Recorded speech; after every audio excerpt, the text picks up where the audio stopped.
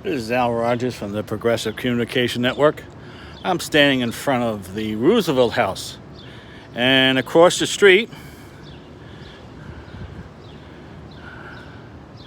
you'll be able to see the Teddy and the Bully Bar. I'm at 1215 M Street. Now, right behind me is the Roosevelt House, which has got quite extensive landscaping, as you can see. Now, they only have takeout at Teddy and the Bully Bar. I wish I was an alcoholic, because they're giving 50% off vodka. Haven't consumed less vodka in my lifetime than some people have done on a weekend. I'm not going to mention any names. Steve Kane. Anyway, as you can see behind me, that's the Roosevelt House. It's a 3-story, I would guess about 7,500 square feet. No, more than that. Probably about 10,000 square feet building. But I mean, the landscaping is quite lush. Anyway, a couple things that have happened today, the last week or so, in reference to this crisis. We have, in the past 2 months, seen 4 different inspector generals. Now, for people who are not familiar with what the inspector general does, there are 78 inspector generals, and then you also got your deputy inspector generals, some of which have been have served since the Bush administration, through the Obama administration, and now through the Trump circus administration. But what's really sad is, even though I've been living here for 7 months, with occasional returns to South Florida for 3 or 4 days at a pop, very disappointing that you have to order takeout to these restaurants instead of actually be able to sit in and have a meal. Anyway, Trump has decided to attack the Biden on the fact that he is not as mentally quick as he was 4 or 5 years ago. I don't know. Somebody who's taking the liberty of telling over 18,000 lies, of which probably 3/4 of them he knows he's lying when he says it, and probably 1/4 of them is because his memory is failing, so he'll alter and sometimes exaggerate. Like, he fantasized that he was once named Michigan Man of the Year. I don't know. If we were in a building of 1,000 people, there'd probably be more women that could be named Man of the Year than him. He ran away from 2 reporters when he was challenged, one from the Times and one from the CNN. Anywho, he called the Obama administration incompetent. Give you a brief history of the Affordable Health Care Act. Prior to the Affordable Health Care Act, 2009 and 2010 saw bankruptcies go up 12% each year. Now, the Affordable Act was passed in March of 2010, didn't go in effect in 2011. The very first year, bankruptcies caused by unpaid medical bills, which account to 62% of all bankruptcies, decreased by 12%. The following year, in 2012, it dropped 14%. 2015, an additional 12% drop. 2016, an additional 12% drop. Now, in the mathematically challenged mind of Trump, when the economy is going good, his interpretation is the administration is incompetent in some way.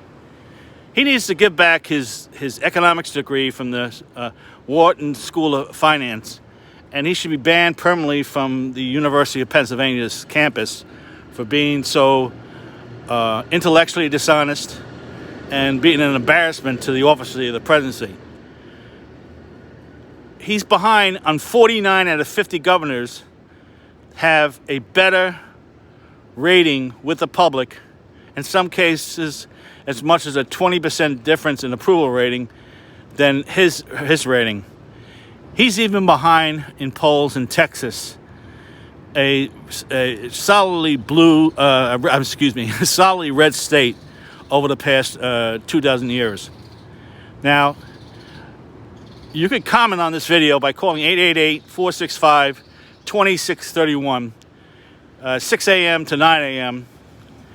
The legendary Steve Kane Show airs on WWNN. Call 888-465-2631 with your comments. Or you can email me at democrat.activist@gmail. The Progressive Communication Network, that has a reach of a couple 100,000 people, the 31,000 members, forward videos that are posted there. So potentially many of those videos have gotten a couple 100,000 hits. Again, the Affordable Health Care Act was a moderate success. I say moderate success because there's a 17% administration waste when it filters through your hospitals. If it's handled through Medicare for All, the administration cost is only 2.5%. When you go into your doctor's office, a typical average size practice, there will be about 15% administrative waste because they got to deal with several dozen different insurance companies, and the only time they have any administrative efficiency is if they're dealing with the people 65 or over, or the disabled that have Medicaid and Medicare. There, the administration cost is less.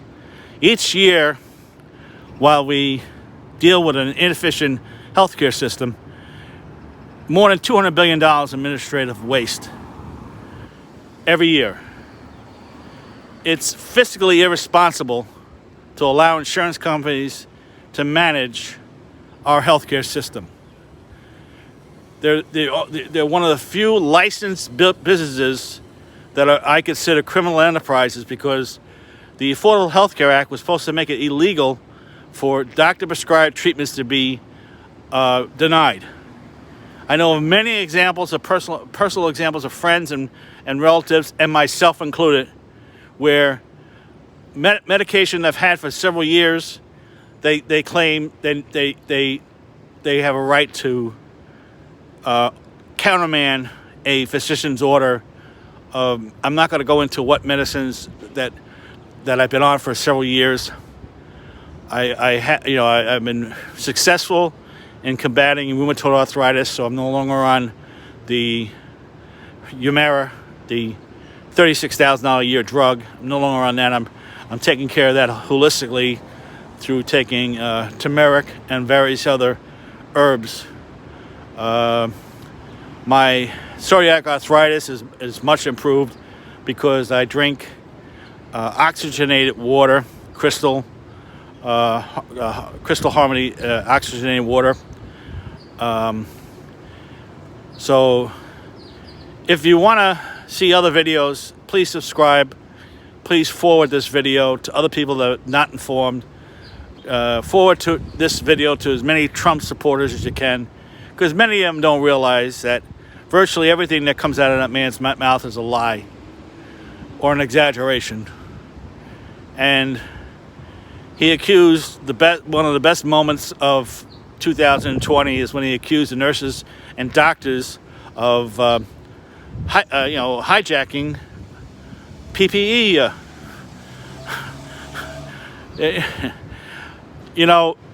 I don't think that people realize that in the middle of March, he allowed ventilators to be exported out of this country. He allowed different manufacturers to export those ventilators outside this country when we were facing huge amount of deaths in New York, Massachusetts, New Jersey coming up in the month of April. If we had testing available, in early February, probably half the lives would have been saved. They knew of the pandemic the very first week of January. South Korea had testing kits that they could have mass-produced and shipped to us the very first week of February. But the FDA and the NIC had a turf war. You have a real leader in the White House. The turf war between the FDA, the NIC, doesn't happen. He allowed a true patriot, Timothy Zimmer, to be forced out of the National Health Security Advisory role for pandemic response. By May of 2018, practically 90% of his team had been transferred to other departments and or forced to retire. So when somebody takes away your administrative core of your team, now Trump will blame John Bolton, National Security Advisor, but the senior advisor when it came to the pandemic response was retired Rear Admiral Timothy Zimmer, somebody who's commandeered as a Navy SEAL, as a helicopter pilot, over 550 missions in Vietnam. Somebody who, when he was in charge of, from 2006 to 2017, the amount of malaria deaths around the world decreased by 40% under his leadership. And he was asked to move out of that department. Richard Fine. Richard Fine, he was tossed out, a top viral expert who said hydrochloroquine was not an effective treatment for an oncoming COVID virus. If Trump is really following his own advice and taking that, the fact he's 75 years old is practically 50 pounds overweight, and I'm being kind. He's probably more than 50 pounds overweight. I'm reaching the end of where I can upload this to Instagram.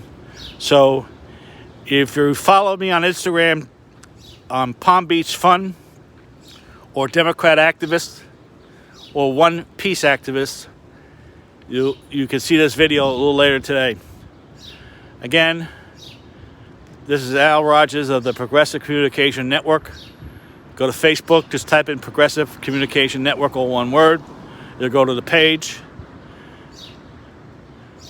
And I'm signing off, and everybody have a good evening. Again, call 888-465-2631, anytime between 6 and 9 a.m. Eastern Standard Time.